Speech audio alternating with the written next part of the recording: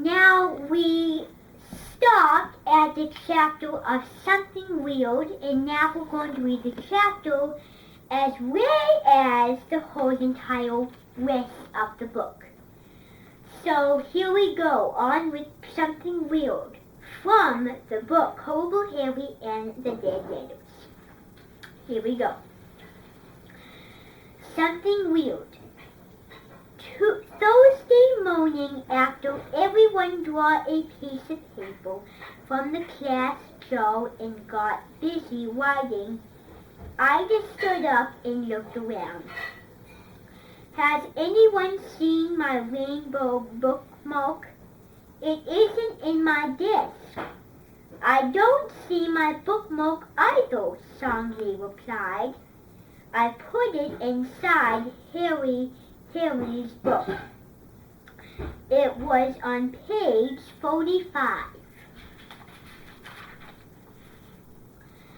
Wait a minute, Sid said. My bookmark is gone too. Miss Mackle stopped helping and stood it. What is going on? If anyone knew anything about this, please speak up now. The class turned pin quiet. Miss Mackle asked anyone to check their backpacks. Maybe someone intentionally picked up a bookmark and thought it was theirs. If you had two, then that would be help solve other problem. Everyone employed their book bags. No luck. Let's empty out our desks and clean them out. Miss Mackle ordered. Sidney grabbed his desk with boy hands and tipped forward. Everyone dumped out books, pens, pencils, wads, and paper. Of 2 used Kleenex boxes, an old black banana, and some hairy monster dead onions. No one found an extra bookmark. They can't just vanish into the air, Harry said. For missing bookmarks, that's a real mystery. It's a cause I want to solve. Good, Mary grumped. I haven't had a bookmark for almost 2 days now, and no one's done anything about it. It's not fair. Harry turned around and shot me got it to open the million box and check out my letter. If I don't, it could end up in the dead letter office. I couldn't have that happen to my best poem. I rolled my eyes. I kind of liked the idea of Harry's leech holding earring up in the dead letter office. But I wasn't going to tell him that. You'll get in big trouble if you don't sneak into the classroom now, I warned. Harry snapped his fingers. You're right, so let's go play some kickball. Huh. I was totally confused. It was like Harry had tossed the whole idea of being a detective on the big case right out the window. But I couldn't have been more wrong. It was part of Harry's plan. Harry's kickball plan. Play ball, Harry shouted as he pitched to Zuzu. Pass and over the plate. Please, Zuzu, said whirling and red rubber ball, Harry back. Harry pitched again. Zuzu ran up and kicked it home into center field. Song Lee was there to make a catch. Way to go, Harry yelled. As soon as he got 2 more minutes, people out. Our team was up. Harry reached his key to the head of the line. I kick first, he called out. Zuzu pitched him a fastball over the plate. Kick it to the moon, Mary said. This baby is going to another place. Harry promised. Everyone watched. Harry ran up and kicked the ball hard. It didn't go anywhere center field, left field or right field. It culminated into full temporary over the fence. Snap! Down into the vanished lot where the mushroom growing until the oak tree. Oh no! Everyone groaned. Now we can't play. Mary whined. The game's over. We don't have a ball. Good going, Harry. Harry held up a finger. It's no biggie. I'll take care of it, yo, Doom. Come with me. And I raced over with him to Miss Knackle. She was walking around the playground supervising. Miss Knackle, Harry said, half out of breath. My dung and I go get another ball from the classroom. I just kicked it over the fence. I'm so sorry. Miss Knackle looked at her watch. Do we have 15 more minutes of recess? So go ahead, boys, but be quick. Like lightning, Harry promised. Having precision to go back to the classroom was great. But how many minutes did Harry have to get the key? Open the mailbox, find his letter, and possibly address to Song Lee. 3 flow. I looked at the witch and said 12:30 p.m. 5 minutes would look surprising. Lightering quick, Harry, I replied. This capital is to be fast. I walked quickly up the stairs to the 2nd floor hallway. When we didn't see a teacher, we made a mad dash for room 38. Harry ducked inside and got the string necklace from his book. I made a beeline for the supply closet and got another red rubber ball. Harry had no trouble unclosing the bottom of the mailbox. As soon as he pulled down the door down, he reached inside and scooped out all the letters. Ooh, look at this, Doug. Harry explained. I found the treasure. I rushed over to him. There it was at the bottom of the mailbox. 3 rainbow bookmarks. The red rubber ball fell out of my hands. Cool hitting place, huh? Harry said. No wonder no one found them. I grabbed the ball and held it tight. Anyone could have dropped those bookmarks in the mailbox. I just wondered who. Me too, Harry agreed.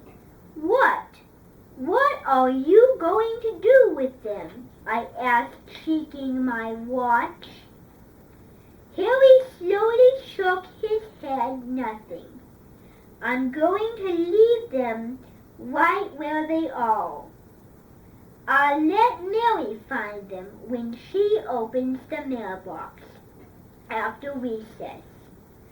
It will be one big happy cow branching. I'll bet the thrift could get Phil and watch the return the bookmarks the same day.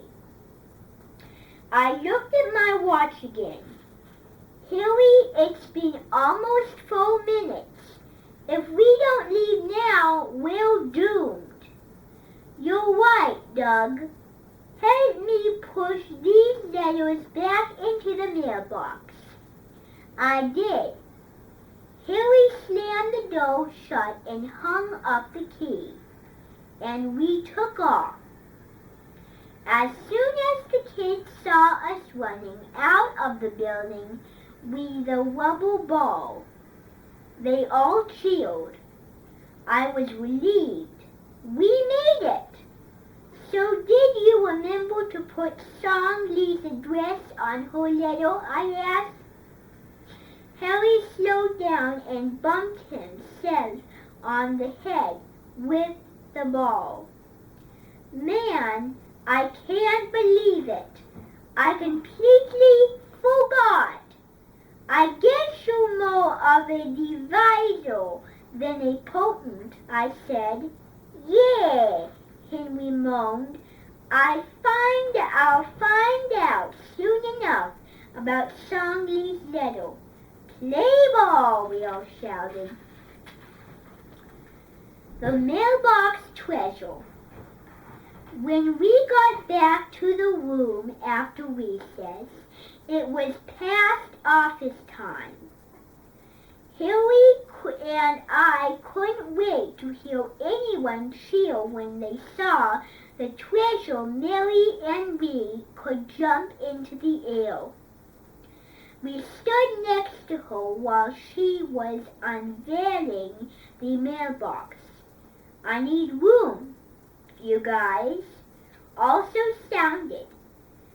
You're class 2, and she elbowed us back a few steps. Harry and I tried to look over her shoulder, but it was hard. Mary scooped the letters into the plastic crate, closed the door, and crossed it. She was not jumping in the air. Harry and I started at the mail. The 3 rainbow bookmarks weren't in the crate. Are you sure you got everything? Harry asked. Of course I'm sure, Mary replied. Hanging up the key, okay, guys? It's time to do our post office chores. Everyone followed Mary to the sap play table except Harry and me. We didn't move. We just froze. I can't believe it, I whispered. I can, Harry whispered back.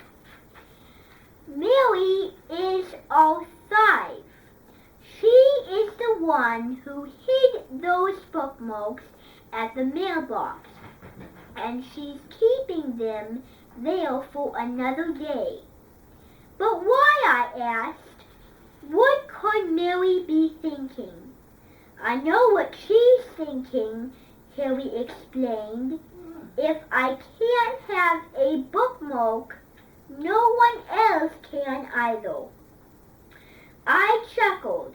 Yeah, that sounds like Mary. So what do we do now? I asked. Wait, Harry replied. The case is not quite solved. We still need to find the 4th bookmark. Man, I forgot about that. And then I rolled my eyes. This case has too many coverlees for me. Harry and I joined the post office table. I already faced the mail, Millie snapped. You all late getting here, Harry. Sorry, Harry said. I was taking care of old business. Zuzu was nixing the mail. Hey, this one has no name or address. It's to be bad and put into the dead letter office. Dundee dun dun, Millie hummed. That makes 2 dead letters. A couple of kids giggled, but Harry didn't. His eyes bulged. He had forgotten to address Song Lee's letter. Now his best poem, his Ode to Leeches, was in the dead letter office. We both took a couple of steps back. I have to go get it. Harry whispered to me. Can you take your time on that mail delivery, Dun-Dun? I just need a few more minutes. Stun the mailbox. After Song Lee stamped the last letter, she got a long face. I know what she thought. She wasn't get any mail today. Ida sorted the letters carefully into piles. Sid, Dexter, and I each picked up the bundle. Hey, Sid and Dex, I called. Yeah, they answered. Why don't we all sing the Elvis tune while they deliver the mail together? That would be cool. But I don't know the Irish, Sid said. I can teach you one verse really easy, Dexter said. Perfect, I thought. It would be 3 more minutes while Dexter was going over one verse. Sid and I listened individually. Mary came over to see what we were doing. Aren't you passing out on the mail, she added. Harry sensed the moment. Mary was away from the post office table, and so was everyone else. I could see Harry reach for the dead letter box. He quickly revealed the 2 rubber bands.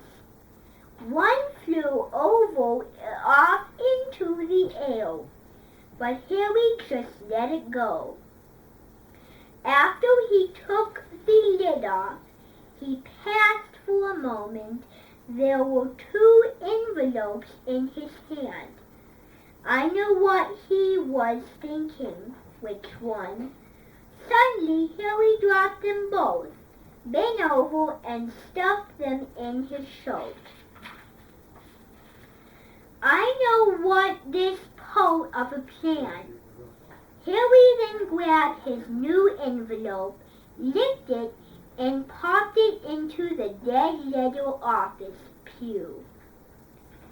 He put 1 letter rubber band on just in time. Mary was marching back to the table. What a mess, she explained. I'm calling a meeting about the nevis of our supply table. Our dead letter office is even missing a rubber band. Good idea, Harry said. Then he gave me a okay sign. Time to deliver the mail, I assented to Sid and Dexter.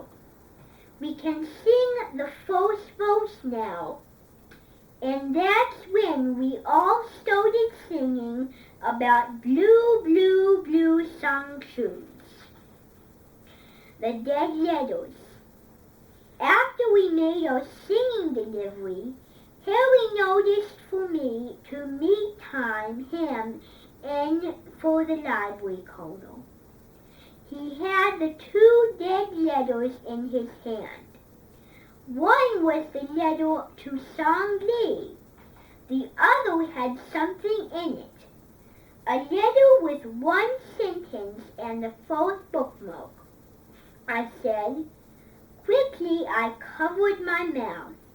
It was the dead little office all the time, Harry added. All right, I said. Mystery solved. Yup, Henry agreed. I think it's going to be a very interesting post office meeting. We're having one, I asked. Mary's calling one. Perfect, huh? Harry said as he addressed Song Lee's letter and handed it to me. Okie dokie, I said. Time for me to deliver Song Lee's mail. And I raced over to her desk. Oh, thank you, dear, Song Lee explained. I was thinking I wasn't going to get any mail today. This letter may have gotten drug. It another got stamped, I said. I was glad half of what I said was true. Harry popped up behind me and looked over Song Lee's shoulder. This is a good day, he said. Hope you enjoy me. Oh, to Legions. Song Lee smiled back. I know I will. I love your orders. Harry then make me laugh. Just as Harry watched Song Lee a toothy grin, Mary made her big announcement. Attention everyone on the post after stuff. Please meet me at the supply table. We're having an important meeting. Harry and I tried not to smile as we sat down at the long table. There were 8 of us. Miss Mackle was reading poetry with a small group to the library corner. What's so important we have to ask to a meeting?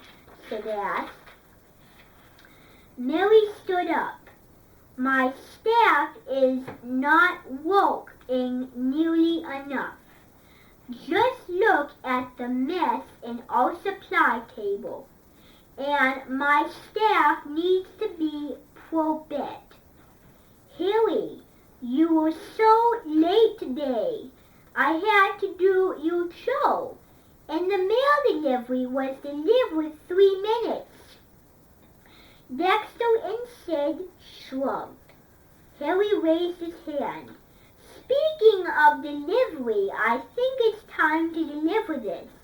And he handed Sydney a letter that had no address. I thought you might want to bag this back from the dead letter office. Sydney looked like he had just seen a ghost. Take it, Harry said, handing it to him. Mary blew her bangs in the air. Who said you could take the letter out of dead letter office, Harry spoke. Zuzu loaned his elbows. That mail was supposed to stay in the shoebox. Tell Mary who the dead letter is supposed to be, Sid. Ordering Harry, he spoke so softly and one could hear him. Louder, Sid, Harry insisted. To Mary. Me. Mary put all hand. She didn't object anyone. Give it to me. Sid handed it to her. Mary looked inside the envelope, my ringless bookmark. Sid stood up. I wrote one sentence to the letter. Mary read it aloud. I tried to mail it to your secretary, Sid said, and get it back to you right away. You were bugging me about wearing pink and making fun of me, poem. I wanted to get even. I never meant to keep the bookmarks for very long, but when I landed at the dead letter office, it was stuck. Everyone who knew I was one who took it. Sidney kept wiping his eyes. I could tell he felt bad. I was going to give it to you, my bookmark, but it got lost. You should have told me, Sidney, Lil Flail. It would have saved us all the embarrassment. Now, we're going to stop there for today. Next time, we're going to read the rest of this wonderful Horrible Harry and the Dead Letters. Next time, we'll read the rest and finish up a whole entire story.